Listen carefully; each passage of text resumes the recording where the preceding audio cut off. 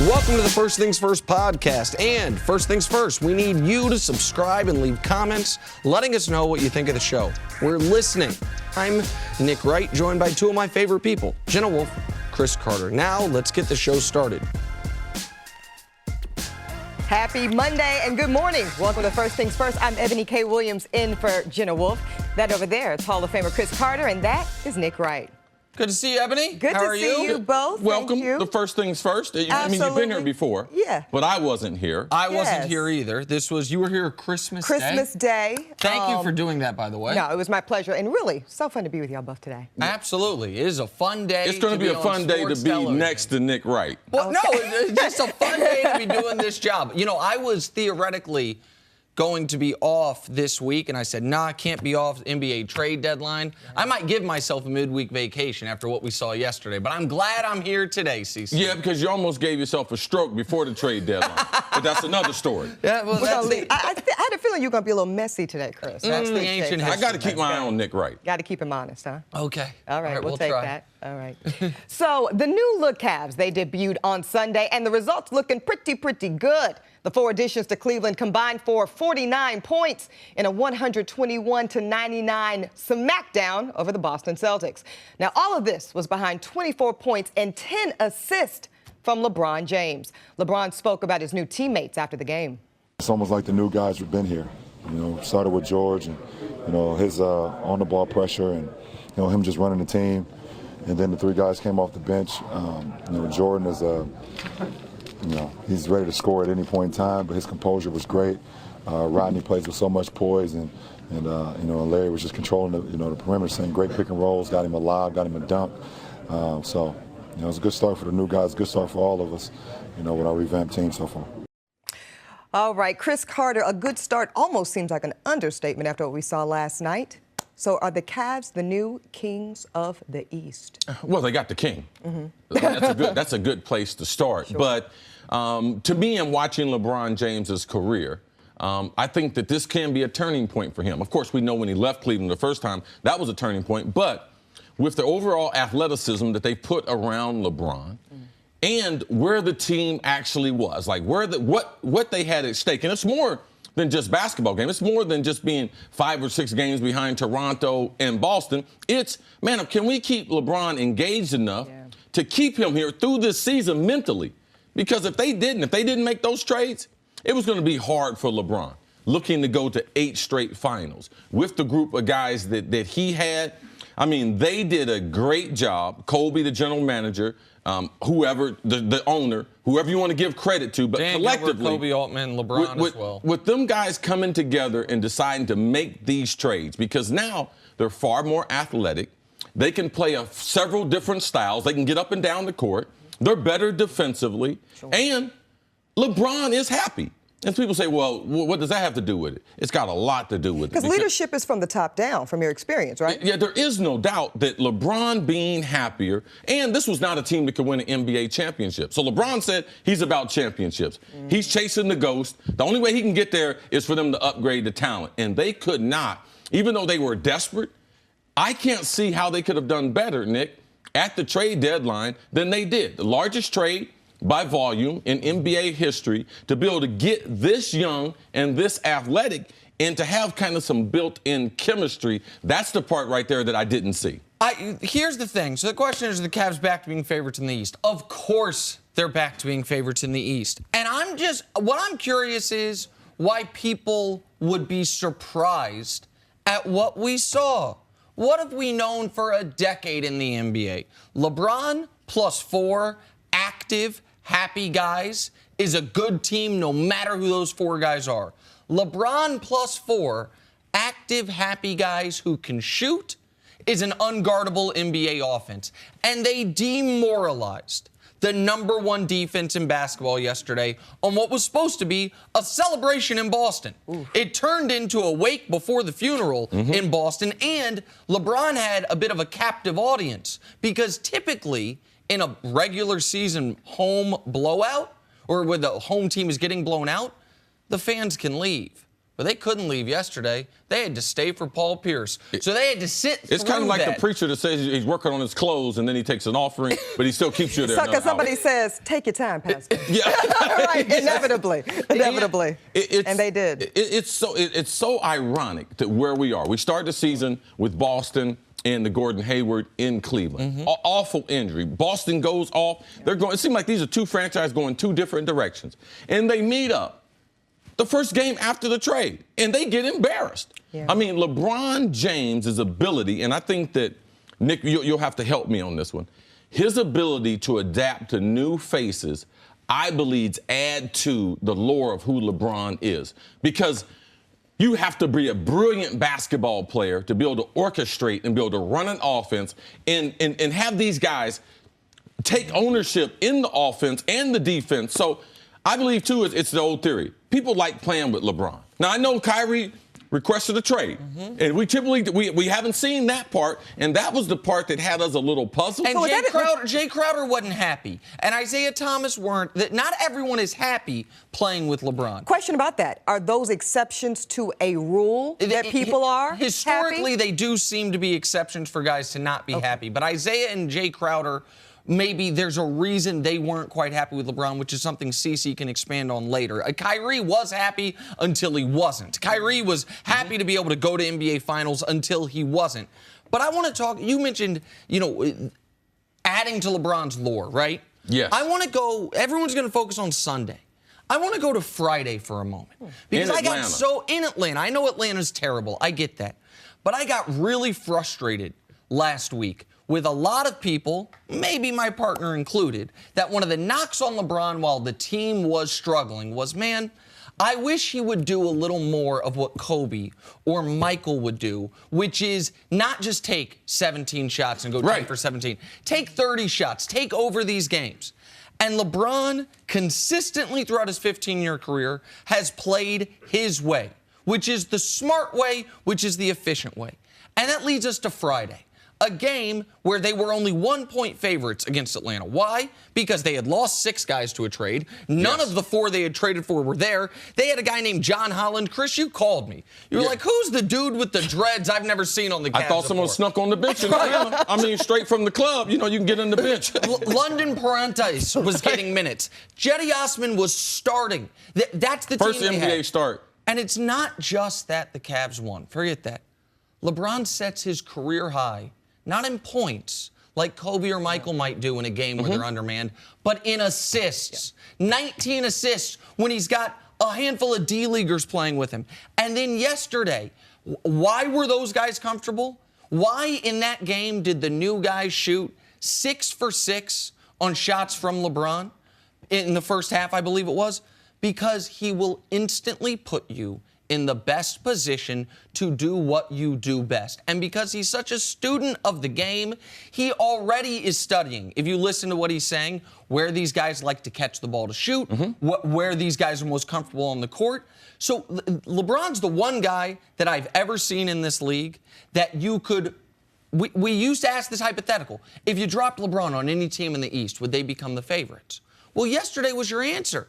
Like pick the team, let LeBron figure out what the best rotation is around him, not have guys who are unhappy or don't want to be there or have other agendas as Isaiah Thomas might have for a good reason.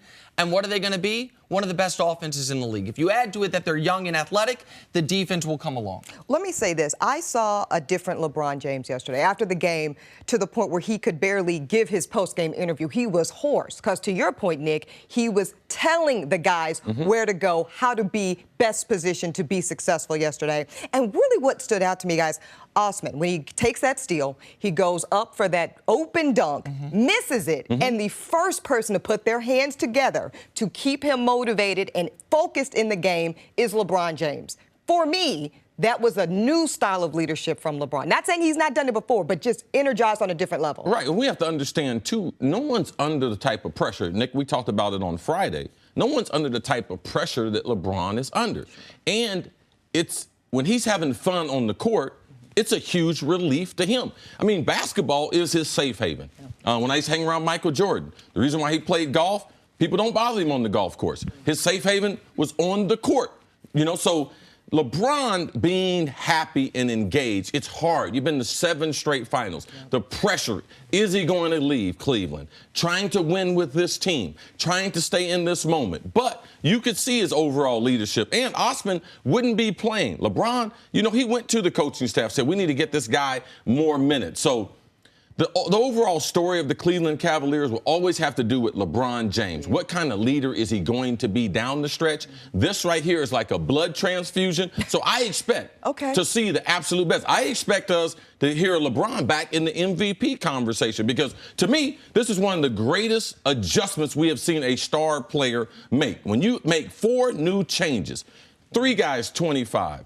Nance Jr. coming back to where he was born, where he was born in Ohio. He went to high school in Akron, where LeBron went to high school. His dad's name in the rafters. He said, disputed, I almost had a tear when they traded for me. So I think LeBron will be re-engaged, and it will be entertaining to watch those little things that you pointed out of his overall leadership. And whether people agree with me that LeBron's the greatest player of all time or not, everyone agrees he's one of the smartest players we've ever seen.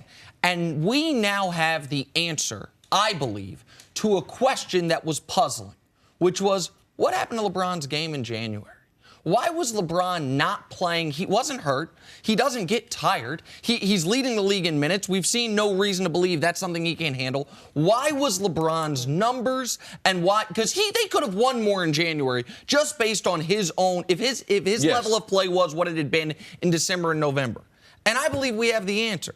LeBron knew the team they had was broken as far as winning a championship. And if LeBron raised the tide of all boats to where in January they were around 500, maybe a game over, they might not make this major roster overhaul. He found out, I know this for a fact, he found out Wednesday afternoon that these trades were in place. They weren't set because they were potentially going to do a different trade for DeAndre Jordan. What has he done since he found out the new players are coming? 37, 10, and 15 game-winning jumper. 22, 12, and 19 career high in assists, and 24, 8, and 10 through 3 quarters last night to remind the Celtics, y'all ain't ready. That's what he's done since he knew this new team was coming, and I'm not quite certain why folks doubted that would happen. Because we didn't know the trade.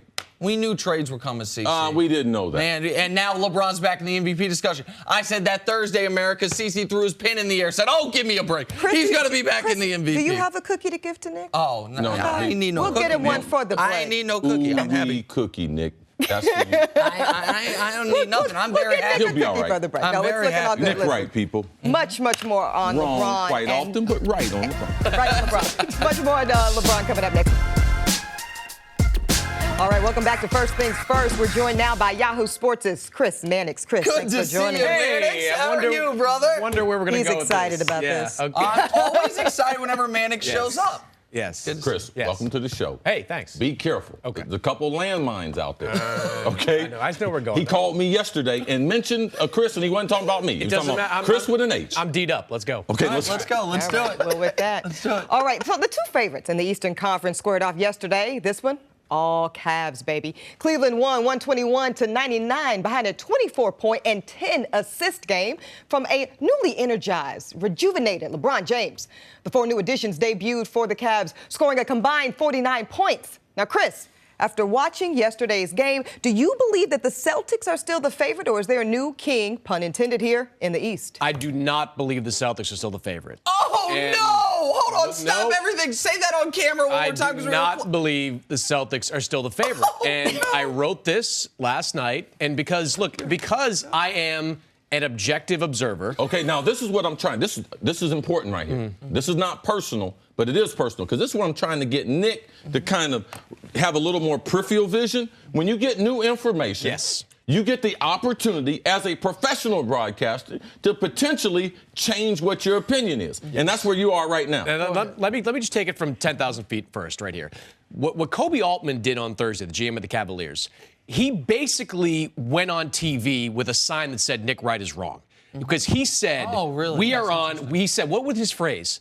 a slow death march. Kobe Altman, the GM of the team, said the team that was currently constituted, the team that you swore up and down was going to the NBA Finals, was on a slow death march. Right, this is that a guy was going to end in the finals. No. Got beat by the team in the West. No. The slow death march. It was over. So what did he do? He did the virtually unprecedented. He went out and upended almost half his roster. He went out and changed almost half of his rotation. He brought 4 guys in with a third of the season left. Now, these 4 guys, they brought in the right guys. My opinion of 2 of those guys is very high. Number 1, Rodney Hood, who I think is one of the most underrated players in the NBA today. He was drafted 23rd for inexplicable reasons. He has been underappreciated for the last 3-4 years for inexplicable reasons. That's number 1. He's going to play extremely well off of LeBron James. Number 2 is George Hill, who changes the dynamic of the point guard position. George Hill, who last year averaged almost 16 points in the playoffs for the Jazz, who 4 years ago was playing in the conference finals with the Indiana Pacers. Those 2 players, plus what you get from Clarkson and from Nance, it totally changes what that team was, Nick. Nick, they are the furthest thing from what they were, which is why I've turned back to the Cavaliers. So you didn't know that there was a trade deadline? I did. And I came on the show the day before and said George Hill probably going to make it happen. I said I think that changed them a little bit. Yes. Everything else changed them a lot. Okay, well, so let's stick with the George Hill, Rodney Hood. Okay. Because those 2 guys, I read your article this morning. I believe it starts with you had your chance, Eastern Conference. The Cavs were right there, right freaking there. I can hear the pain in your voice. You had your chance, now it's gone. You say the Death Star's back. I believe in an earlier column when you were telling people to book their tickets in Boston for the finals, you referenced the Death Star as well. But let's look at George Hill, Rodney Hood, how they got these guys. Can we show America what these trades were? So the Jazz gave up George Hill. They got back Jay Crowder and Derrick Rose, who they bought out. The Jazz gave up Rodney Hood. Yep. The Kings gave up George Hill. They got back Joe Johnson, who they bought out, and Iman Shumpert, who's injured, and a second-round pick. I say that to say this. Any team in the league could have gotten those guys. Why didn't Danny Well, Ainge? hold on. Okay, you're right. Every team in the league could have gotten those guys, but 2 things the Cavs had going for them. 1, they had an owner who was crazy enough to take on bad salaries. Rodney Hood you acquire, and if you want to keep Rodney Hood, you probably have to pay him like $15 million per year. Rodney Hood is not a bad salary right now. But he's going to be. That's why Utah let him go. Utah let him go because, we got Rodney Hood, we got Donovan Mitchell, one of the top rookies in the draft. We have to pay one of these guys. That's why we're willing to make that trade. Plus, Utah's loved Jay Crowder for years. They were hot on him after a while. Also, never underestimate Sacramento's willingness to do something dumb. Like Sacramento. Well, why didn't Danny Ainge take advantage of it? Because Danny Ainge does not want to trade his first-round picks. Because even though the Celtics they got 3 of them. Hold on. Even though the Celtics are a legit Eastern Conference contender, Danny Ainge is still big game hunting down the road. This team checks in with New Orleans all the time. They want to know what Anthony Davis is doing. They want to know when they can get him. And if they are going to acquire Anthony Davis, I'm not saying they're going to, but if they're going to acquire Anthony Davis, it's going to be because they have extra first-round picks. What did we see during the trade deadline? First-round picks, teams had a stranglehold on them. I get that. Vice grip, Mirotic, and this deal. Only time first-round picks were Let me dealt. just ask a question real quick. You said Danny Ainge is big game hunting. Yes. 2 weeks ago, the discussion was the big game is this year. How well they compete against the Warriors. 4 days ago, you sat here and told me about how Greg Monroe is the big addition. Greg Monroe, who, by the way, is unplayable against LeBron, and we knew that. We don't now get to do this with the Celtics. We don't get to give the Celtics all this credit in the world. Oh, my God, they're ready to compete right now. And then when the Cavs lap them in 3 days, they're more worried about the long term. I don't think the national media thought that this team was ready for prime time. They're still a player or 2 away. And their second best player is hurt. So let's not forget that. I do agree with you in some way that Danny Ainge, he also didn't make a bad deal. He made a great deal in the Kyrie Irving. And they're still looking for another player. This is not a franchise that looks at this team as if they're a complete team. But as they stand now, can they compete with Cleveland and Toronto for the East? Yes, they can. But Cleveland is far more talented.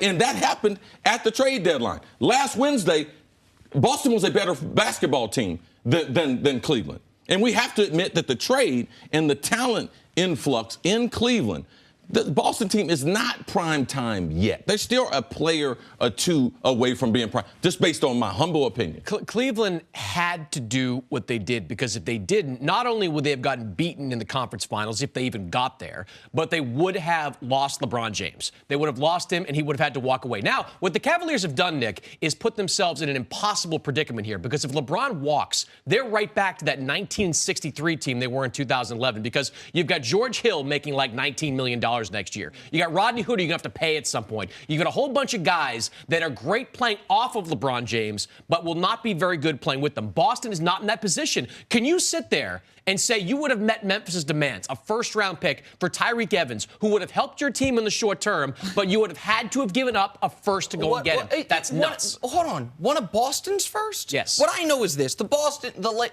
Celtics have the Lakers pick this coming year. In 19, they have the Clippers pick. In 19, they have the Memphis pick. They also have all their own picks. And now, once again, even though Kyrie's there, even though you're telling me the whispers, no one wants to say it, Gordon Hayward could be back this year. Even though they have a contract in Marcus Smart they want to get off of and the assets to do it. No, we're still going to wait. Because, by the way, I don't blame them for this. They're doing what they should do, which is try to wait out LeBron.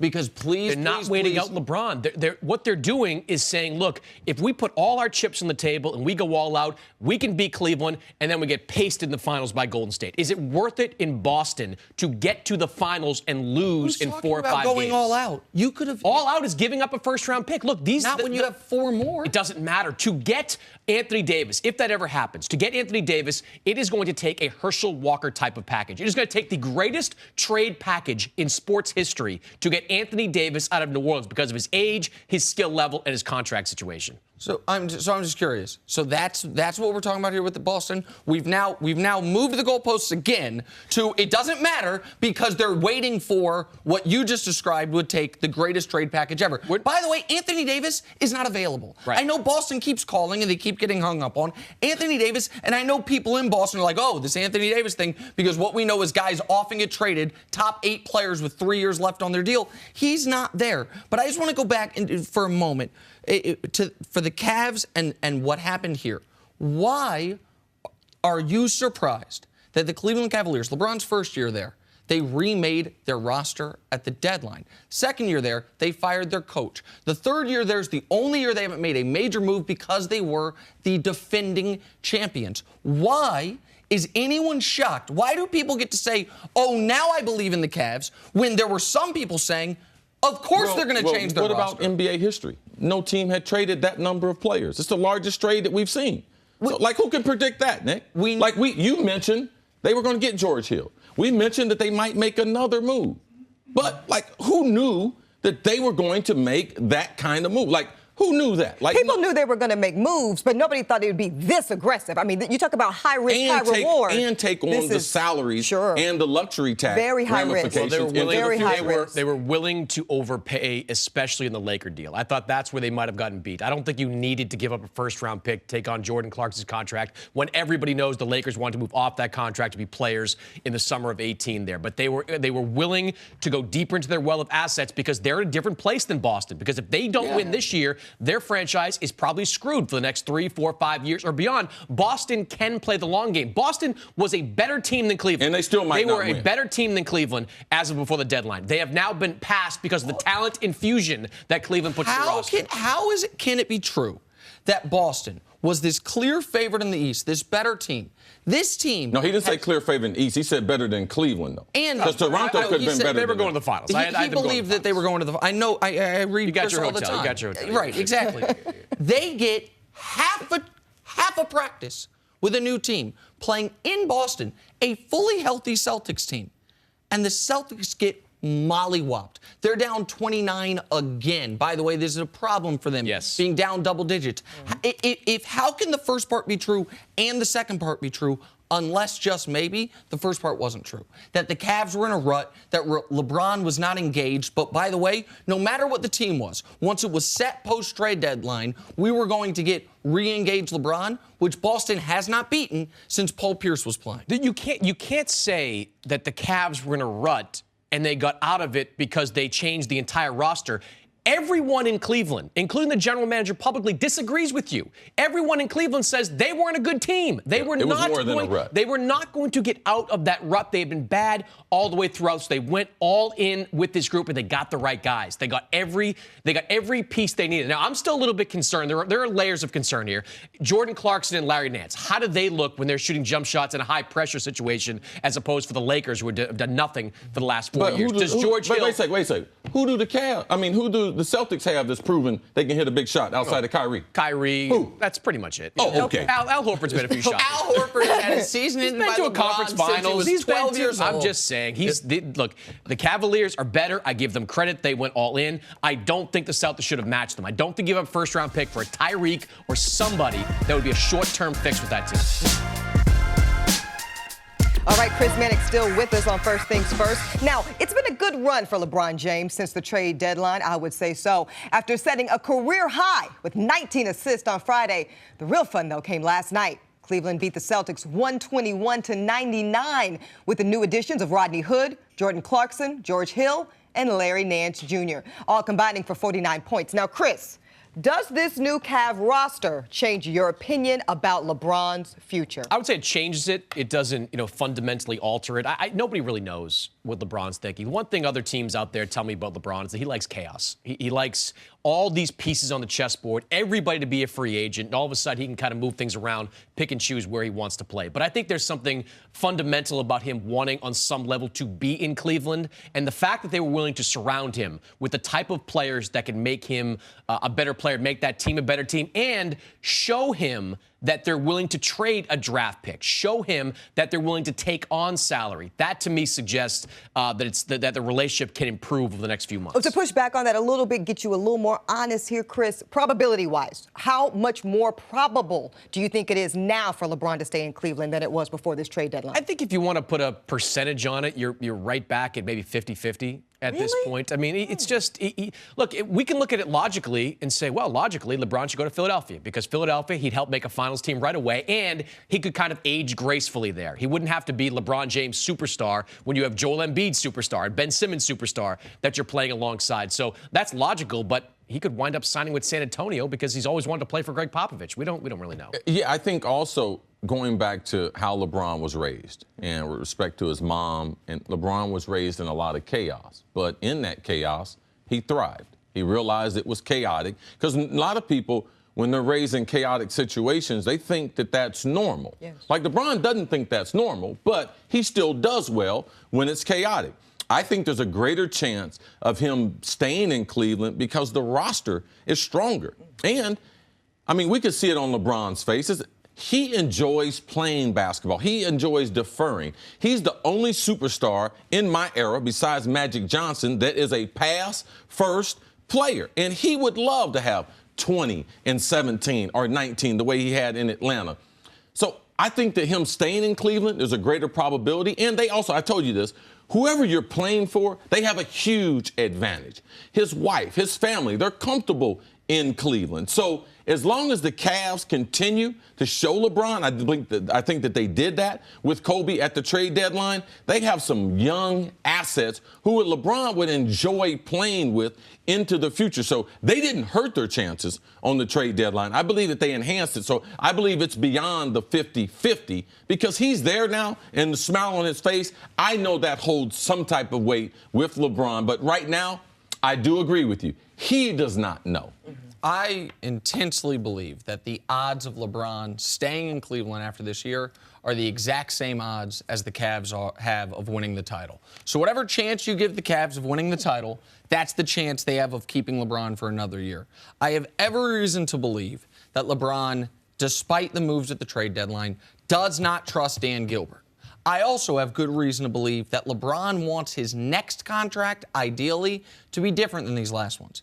His next contract, I believe he wants that full supermax, 4 years with the 10-year, you know the numbers. Yep. He get 4 years like $165 million, something absurd like that, as opposed to the 1-year deals that he's been doing. I do not believe he will ever sign that type of contract in Cleveland with Dan Gilbert, because once he does that, he loses all power and all influence. And he saw this offseason, the one offseason he's come back where he didn't have power, didn't have influence, the chaos that the team went through with no David Griffin, with trading Kyrie Irving. So if he does go back, I think it's either picking up the option or declining the option and just signing another 1+1, another 1-year deal. But I think he only does that if they're the defending champs. The influence is the big part of this because he does wield unprecedented power within that organization. Everybody knows that. But to your point on the youth movement there, like they got guys that are going to get better. Jordan Clarkson's going to get better. Rodney Hood's going to get better. George Hill maybe not, but Larry Nance can be a rotation player with that team. And all of a sudden, if this team gets back to the finals. But George Hill with LeBron. George Hill with LeBron, but he's still 31, almost 32 years old. He's not going to age all that gracefully. I think he's already started to take a bit of a step back on the defensive end. But, you know, what they can do if the Cavs get back to the finals, all of a sudden you look at the Nets, and the Nets are sinking the standings. I didn't see that coming, but the Nets are bottoming out right now. What if that pick turns into a top 3 pick? And LeBron says, look, I'll stay, but you have to deal that pick for somebody else. They'll do it. They've done it before. They traded Andrew Wiggins away in the Kevin Love deal. They'll move that pick in order to get a 25, 26-year-old star who can help the Cavs right away. So everything Cleveland can offer now is really kind of different than it was a week ago. They have younger players, they have a draft pick to deal, and they're a better team today than they were on Thursday.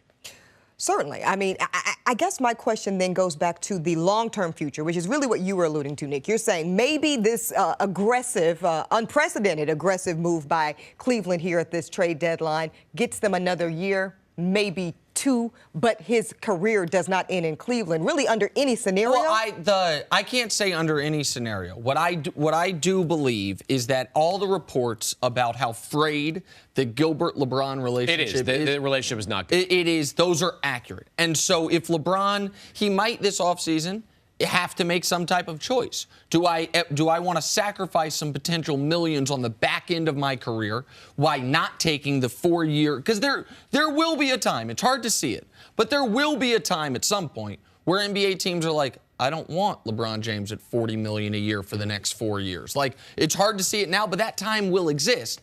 And so he will have to make that decision. That decision, to me, was going to be incredibly easy for him if they got washed in the finals, or if, as you guys were saying, pre-trade deadline, if they somehow didn't make the finals.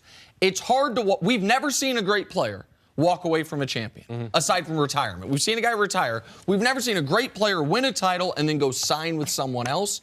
If they win the title, I don't think LeBron will be the first to break that mold. Well, the 1+1 part of it, though, is why I think he does go back to that type of deal, because it gives him, you know, some leverage on the outside. So let's say he goes in the summer of 2018. Now, I don't think Paul George is going anywhere. I've been on record saying that. I think Paul George is pretty happy in Oklahoma City and doesn't want to go to the mess that the Lakers are. So LeBron looks around the landscape and says, all right, Paul George is staying there. DeMarcus Cousins is staying in New Orleans. Let's roll this thing over. Let's go into 2019. And let's make the Cavs deal that top 5 pick for something else. And then 2019, you can look at it. Exactly. You have a whole bunch of guys on the market once again that you can mess with.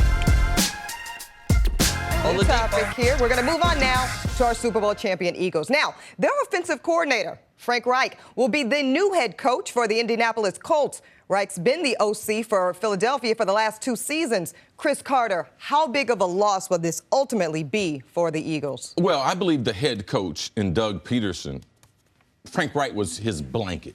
You know, as a little kid, a kid has his blankie. Frank being a former backup in this league, him and Doug combined experience close to almost 30 years of playing in the NFL. There's a comfort level. And when you are a young head coach, which Doug is, there's only so many people that you can confide in as far as your weaknesses or things that you necessarily don't know. As a young coach, you'd like to project that, yeah, I know everything. But Frank was that guy for Doug that he could go to, and he could answer a lot of questions. The overall development, I think that we went through a period of time, the most undercoached position in the National Football League is the quarterback. But these guys got 2 of them. Right. Man, they got 2 guys who played in the league. What do you mean the most undercoached position? It's the most undercoached. If you looked at guys where there's lack of coaching, it's the quarterback. It's not offensive line. It's not wide receiver. It's lack of fundamentals by quarterbacks. Now, we've gotten into an era where the quarterbacks are starting to get more specific, more specifically coached. So we believe they've improved the last few years, but it was an undercoached position. Wow. How deep is Doug Peterson is his coaching reservoir? Because this is what happens when you're successful. Right. Teams pluck your offense coordinator. They pluck your quarterback coach. Now, I wouldn't be as concerned if they didn't lose DeFilippo to Minnesota. Right. That's their quarterback's coach who already went to Minnesota to be their OC. I mean, so he doesn't have a coaching tree. He only been a head coach for 2 years. So he'd probably have to lean on Andy Reid and his resources to be able to find someone. I believe as a young coach and as a play caller, it's going to be more distracting with them being the head, with him being the head coach and all the other responsibilities around the team. How much of the X's and O's is he able to lean on with the other coordinator? So I believe it will be a problem going forward. How much of a problem, we don't know, but they do have Carson Wentz. Let's not forget that Carson Wentz is a stud. He knows the offense is his 3rd year, so I don't believe it will affect him as much with Doug still being there. But when you are a young coach and you lose 2 of your lieutenants immediately, I would be naive to say, oh, this is not going to affect the Philadelphia Eagles. The Eagles almost did the rare thing, win a Super Bowl and keep all their key coaches. Yes. They were this close. Obviously, Doug Peterson staying. Jim Schwartz, their D coordinator, his name was in some coaching discussions for head coaching jobs, but he didn't get it. And where is the offensive coordinator, Frank Wright, going? Indianapolis. Why does Indianapolis have an opening this late in the year? Because Josh McDaniels left him at the altar. Like, if Josh McDaniels just keeps his word, Philadelphia goes into next year with both coordinators intact from a defending Super Bowl champion, which is a rare thing. We saw the Patriots were able to do it last year, and then this year almost lost both of them, did end up losing one of them. So the Patriots, a few days after the Super Bowl, end up getting a slight win over Philadelphia. But you mentioned Carson Wentz. That is the key here. How many quarterbacks have we seen that part of the story of why they didn't get quite to where we thought they could was because of consistent turnover at either their head coach position or their offensive coordinator? Now, we've already seen Wentz. I don't want to say Wentz has realized his full potential, but when in year 2, through 3/4 of the season, you're the leading candidate for MVP, you're damn near close to your full potential. How much will the new offensive coordinator change what his success has already been? And when the quarterback's coach and offensive coordinator is gone, how confident are we that whomever the new OC is not going to change the system somewhat into something that Carson Wentz isn't as comfortable with? That's what I'm looking for. Do I hear you both telling me that, yes, to your point, Chris, it would be naive to think there's not going to be an impact. There's going to be an impact. But because of the remnants of what Reich has been able to impart upon Carson, it won't be devastating. Yeah, Is that the I don't prediction? believe it'll be devastating because it's not Frank Wright's system. It's a system that him and Doug Peterson created. It's a combination between Chip Kelly's old system and Andy Reid's West Coast system as far as getting rid of the ball quick. The RPOs and everything with a quarterback read option, those are from Chip Kelly. So I would be more concerned if Doug Peterson was a defensive coordinator and they lost it. I would be more concerned. And I know this is Doug's system. It's not Frank Wright's system. So it's not going to be devastating, but it will affect especially young players. And if you look at the overall rapport between Nick Foles and Carson Wentz and their head coach, yes, you're bringing 2 new bodies in there. You're not only bringing a new new offensive coordinator, but you're also bringing a quarterback coach into this mix. I believe these coaches will adapt to the culture that they've established in Philadelphia. Let me ask you this right quick, too, Nick. On the flip side of it, how will this affect Andrew Luck? Because people are wondering. The speculation is rampant. Some people, not necessarily me, but some folks on the streets are saying the concerns about Andrew Luck might have been part of McDaniels' reasons for pulling out. I'm just saying. I think that definitely played a part of it. Now, I don't know that I believe he's going to have another shoulder surgery. If Andrew Luck has another shoulder surgery, it starts to become fair to question whether or not we've already seen the best we will ever see of Andrew Luck. Year 3, his last fully healthy year. But let's assume Andrew Luck's going to, after missing a full season, going to come back close to full strength. I'm excited for not only Luck, but for Frank Reich. A guy that, Cece, you mentioned this late into the year. I think most fans did not know who the Eagles offensive coordinator was. And if you said the name Frank Reich, they weren't like, oh, that's the Eagles OC. They were like, oh, isn't he the guy that had the 35-3 comeback with Buffalo over Houston? Like, that's how they knew him. Yes. Frank Reich did a good job in San Diego, now Los Angeles, but at the time it was San Diego with Phillip Rivers. He did an excellent job with Philadelphia with a rookie quarterback, then a second-year quarterback, then fitting in Jay Ajayi, then developing some of the Doug Peterson RPO stuff. I'm excited to see him with the guy. He's not going to run a lot of that RPO stuff. A different type of system with a different type of quarterback with Andrew Luck. Now, all of it keys on what you alluded to. How healthy is Andrew Luck? But a guy that kind of went under the radar. He was the coordinator we didn't talk about. Everyone talked about Jim Schwartz. Didn't talk as much about Frank Reich. I'm excited to see him in Indianapolis. And I believe the Colts got very lucky. Now, if they can get that horseshoe to rub Andrew Luck and get Andrew Luck back to being healthy, I believe this could be a great, just late sneak hire because the quarterback, offensive coordinator, head coach relationship is critical. And Indianapolis, they've had great quarterback play, but have they really helped out the quarterback? Most of their quarterbacks being coached up by defensive head coaches. This is the first offensive head coach that they've had in Indy for a long time. So I look forward to that relationship being built. Andrew Luck, hoping that he's healthy because the NFL is a better place with Andrew Luck being on the field. Finally, Isaiah Thomas. He had a strong debut with the Lakers, I'd say. Thomas scored 22 points, dished out 6 assists coming off the bench. So, Chris Carter, do you think this change of scenery will be really good for Isaiah? Well, it's great for the Cavs. We don't care nothing about Isaiah. I mean, for real. Well, I mean, Isaiah was not healthy. And let's not get carried away with one game. We also saw him in Cleveland. The first game he came back, we were like, oh, wow, this is Isaiah that we thought that we knew. Isaiah's going to have to change his whole thought process. We saw the text from his agent, supposedly in all caps, I will not be coming off the bench. He better change his attitude before he gets there because Magic Johnson, the same day, says, Lonzo Ball is our starting point guard. So I think his attitude will change. He can be a very good bench player, but let's not forget he's not healthy. So it's nice to see his shot go in. But at the end of the game, this was the Isaiah Thomas that I was used to seeing. People playing him at the rim, him not being able to get his shot off in the lane, trying to bail out, throwing the ball away, and turning the basketball over. Like, he needs to realize where his career is right now. It's better coming off the bench with a young team. Be a great example. If he's trying to get a contract extension either with the Lakers or someone else, we're going to have to see more results like we saw in the game that he came back. Listen, I empathize with Isaiah Thomas because the reality is this. Had Isaiah Thomas, the first time he hurt his hip, did what some doctors told him to do, which is shut it down,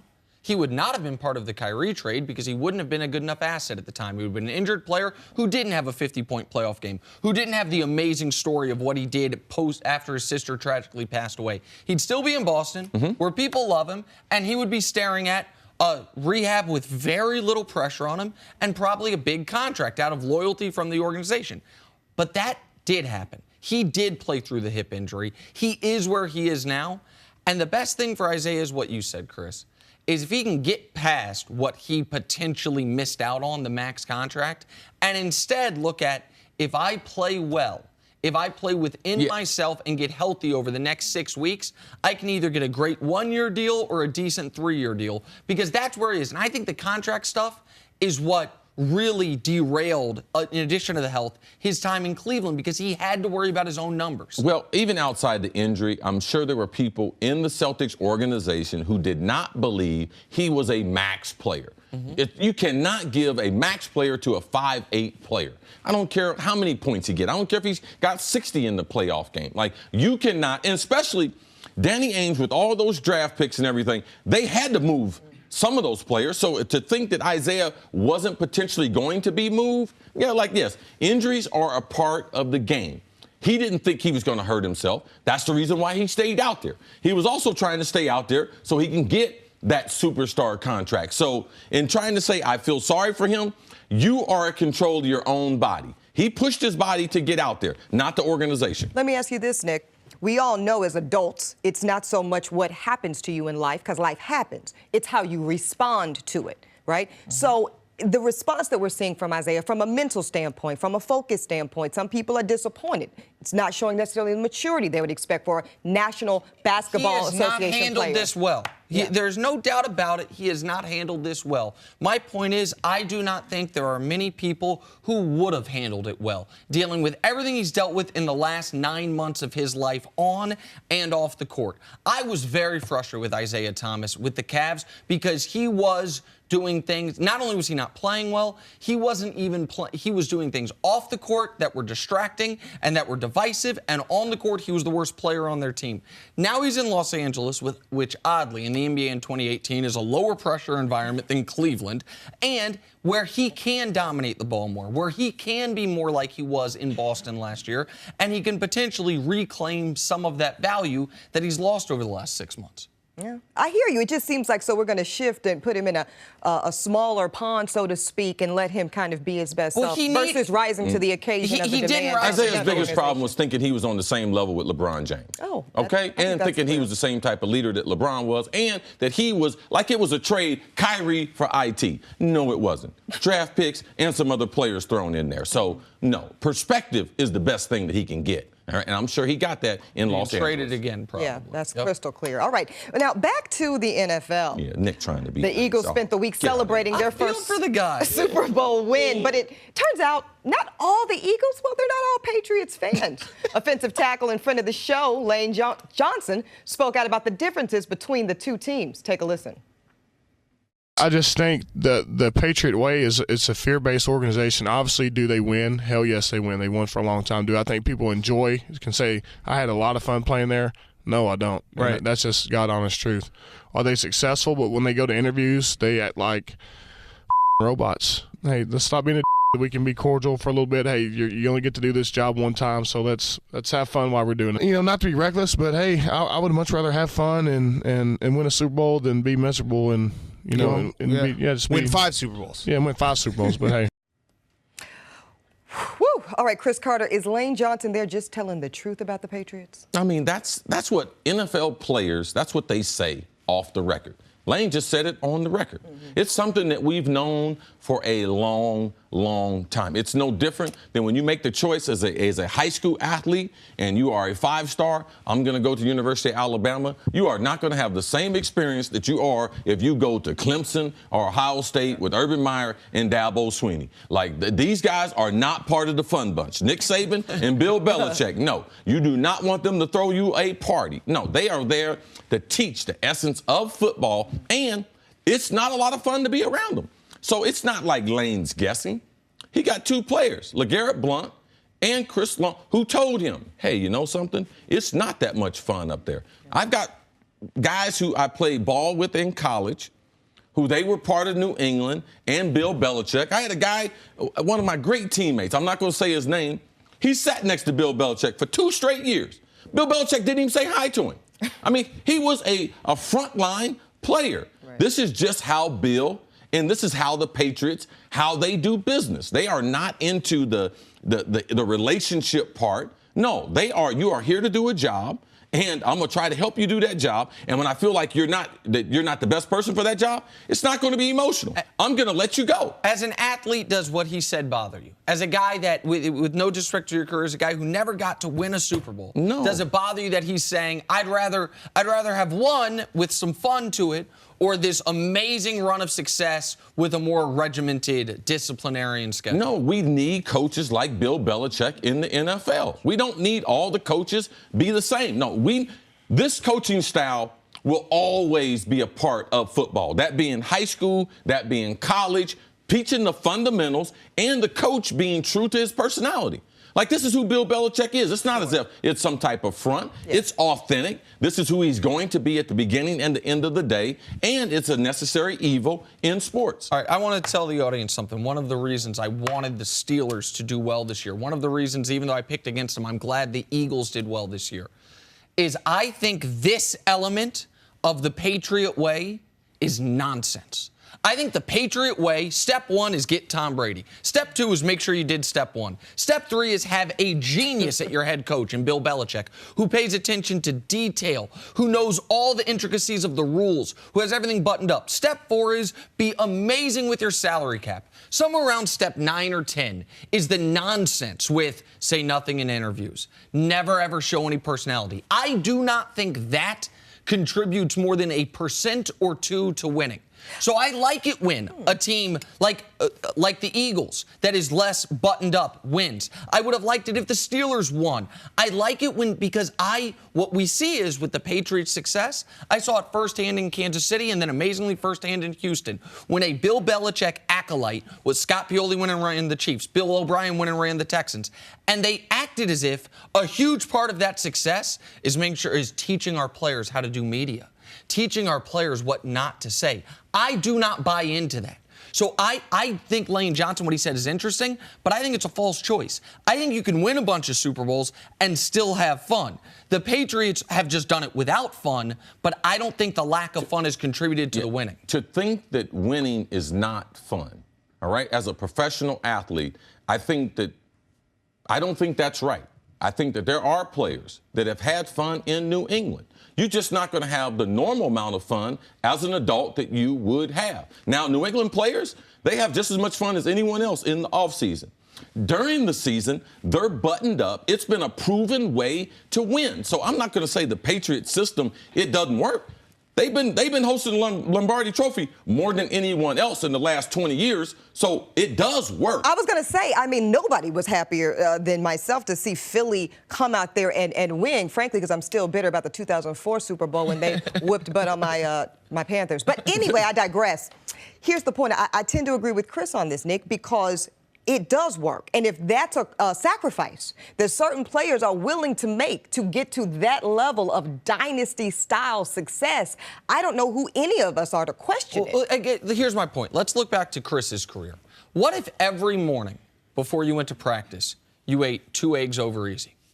And we said, when we were looking at your career, we're like, hey, part of the route to success, to being an all-time wide receiver, is all the training in the offseason, all the hard work, all the route running, all that crazy stuff to do with your hands. And then also, by the way, don't forget, those 2 eggs over easy. So what you're doing here, Nick, is you're talking about causation, right? So you're talking about, do these particular choices cause the success they're having? And I don't think that we can extract that component and know for sure whether or not it's a cause and effect type of dynamic. This is the thing.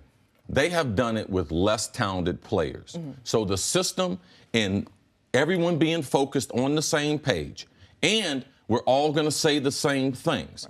It works. Now, if you had a roster that had a bunch of Pro Bowlers, it might not work. But what Bill Belichick, what they do, it works. It's no different than Duke, and I can't stand that I have to even say their names. Duke has more talent because they go after the star players. Fine, but that's new, though, in the sense of these one-and-doners are new for Duke. But Duke, you're not having that much fun playing for Coach K in Durham. Trust me, I've talked to them as well. Well, this is the thing, though, all right? It's different in college getting a scholarship because you're turning down. Now, most of it, look at Amendola, look at Wes Welker, look at Tom Brady. Look at all these guys, how they thrive under that system. So we can't say that there's something wrong with that system. I would have loved to have the type of discipline that Bill Belichick had. I would have loved to play for Bill Belichick. I still would have had a lot of fun playing football because, for me, it's about playing the game. And if I can get someone to help me play the game, playing the game is fun enough for me. With that, we're going to now move to the NFL. Talking about the Cowboys, they're coming off of a disappointing season, 9-7. But a season in which Dak Prescott may have taken a step backwards, and Zeke Elliott, of course, missing 6 games due to a suspension. To make matters worse, well, they had to sit back and watch their divisional rivals, the Eagles, well, take home the big trophy. Cowboys CEO, though, Stephen Jones, he didn't seem to enjoy watching them hoist up that trophy. Take a listen. There's no love lost on the field, amongst our members in the NFC East.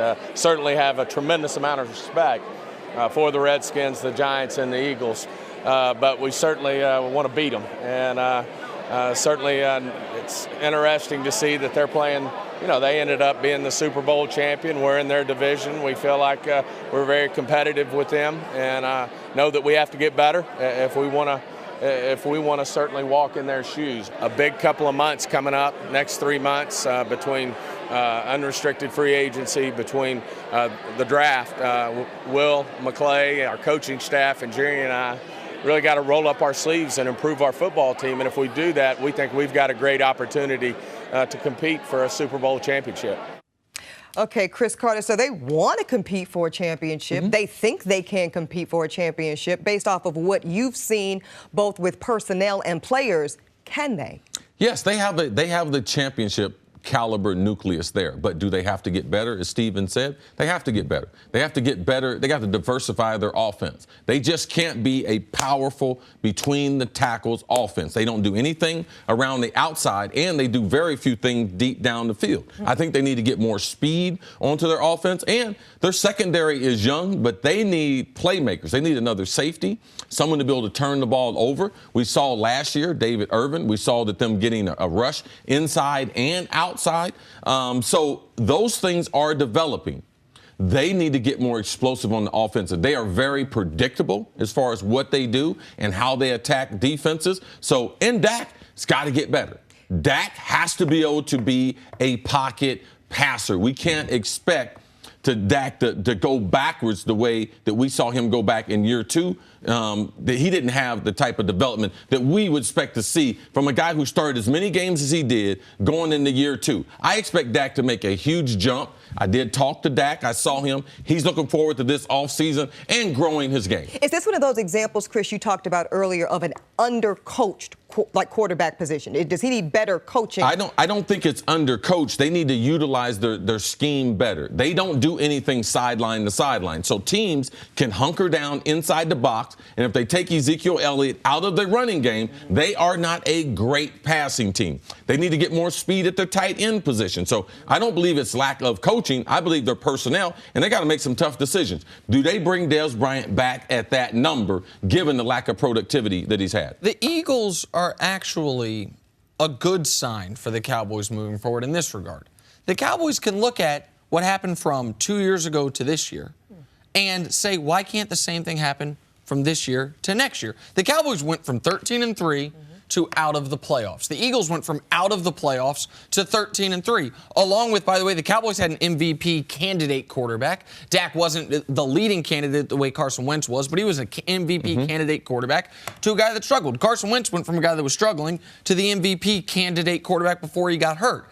The Cowboys, they have all pros. They have as many all-pro caliber players as nearly any team in football. The problem is, and I don't know if I want to call it a problem, is it's all not only on one side of the football, but it's all basically on one part of the team. It's your offensive line and it's your running back. So it's guys that are going to help you with exactly what you said, the thing they're already good at. We're going to punch you in the mouth and run the football. Right. But they don't have a single truly dynamic playmaker on offense, be it a great tight end or one dynamic wide receiver, because Dez isn't that anymore.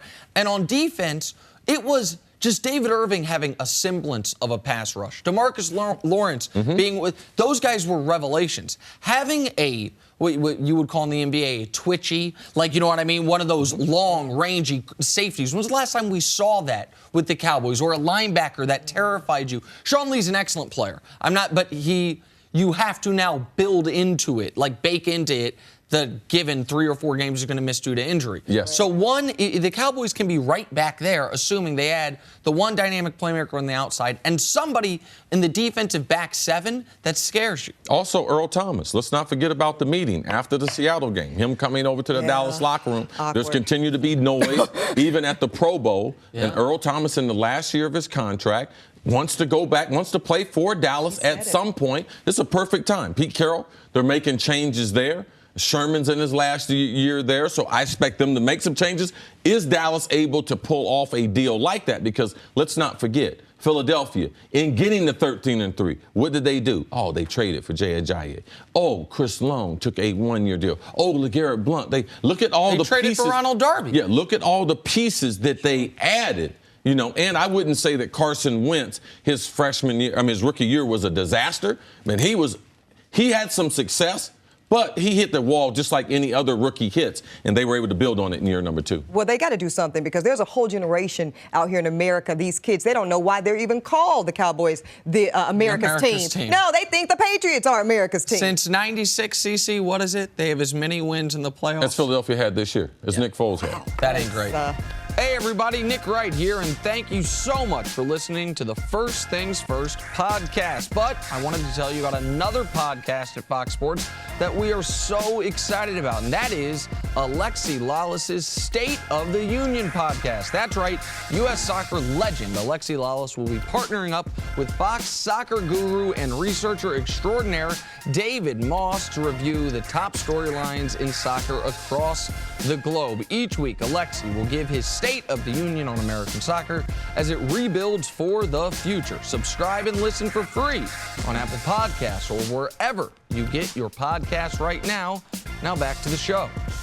Going back to the New England Patriots. Now, we haven't really heard a lot from Tom Brady since he took that L to the Philly Eagles.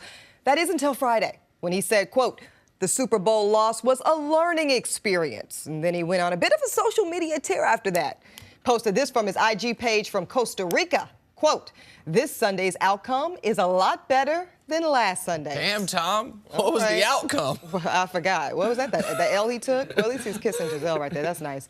So, Cris Carter, after all of the success, yes, he's lost 3 times in the Super Bowl. Look at you.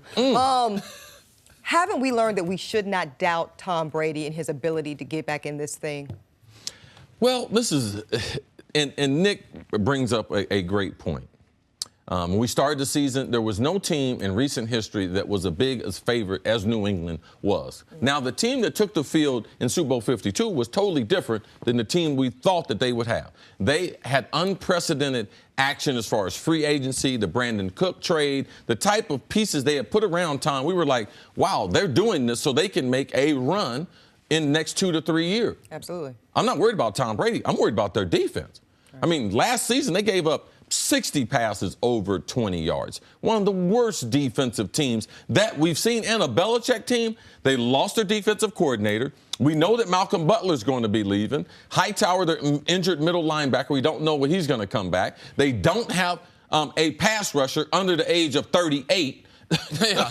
I mean, James Harrison and so we can take as many pictures of Tom and Giselle as we want to, kissy, but those are the 2 most talented in New England. And sometimes this is not a Tom and talented. Giselle? They don't have a talented roster. And sometimes when you bend and you bend and you bend, you break. And that's what the Patriots did at the beginning of the season. 11 straight drives in the red zone to start their season. They gave up points. And guess what happened at the end of the season? 11 straight drives in the red zone that gave up points. The bend but don't break sounds great, but the problem with continually bending is you're more likely to break. And so I am not going to doubt Tom Brady. I tried that. I tried getting on that train this year.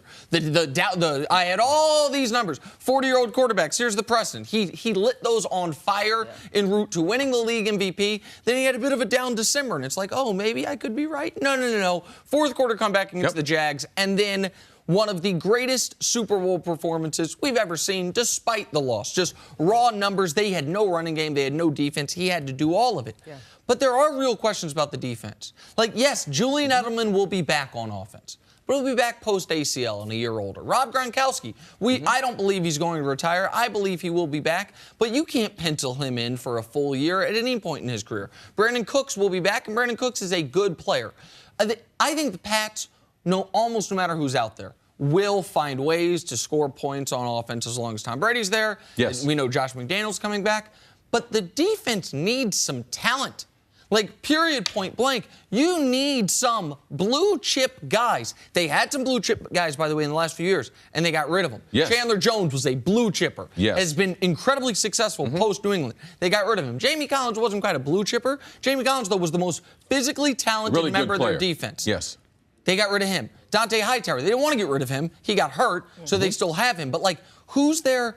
Malcolm Butler was looking like he was going to turn into a blue chipper. He's going to be gone. Yeah. Like, so there are I have questions about the Pats, but it's not about their quarterback. Yeah, okay. They don't have the salary cap space either to go out and make a bunch of changes.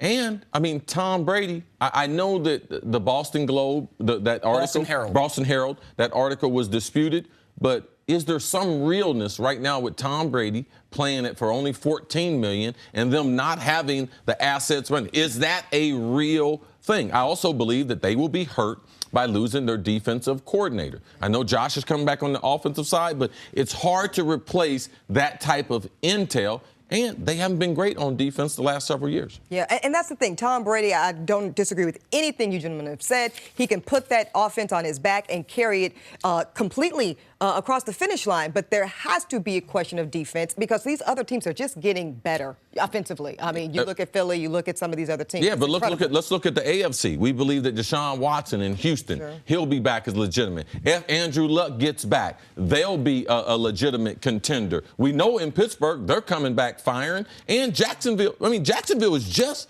getting started. One of the best defenses we've seen in a long time. And then you've got in Kansas City, if Patrick Mahomes is what they think he will be, that team should be. Why are you rolling your eyes at my Chiefs? If a fifth was. All right, if was a fifth, we'd be drunk. I get it, CC. Let me have some faith in Pat Mahomes. I'm at another team.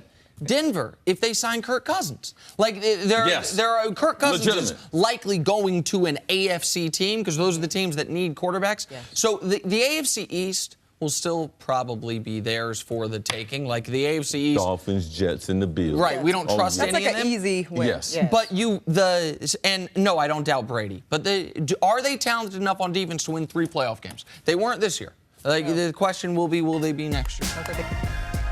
I'm Jenna Wolfe, and thank you for listening to the First Things First podcast. Make sure to subscribe and tell your friends, family, and coworkers about the podcast, which, by the way, is available on iTunes and all your favorite podcast apps. You can catch a fresh new episode every Monday through Friday on FS1, starting at 6:30 a.m. Eastern, 3:30 a.m. Pacific. So long, everyone.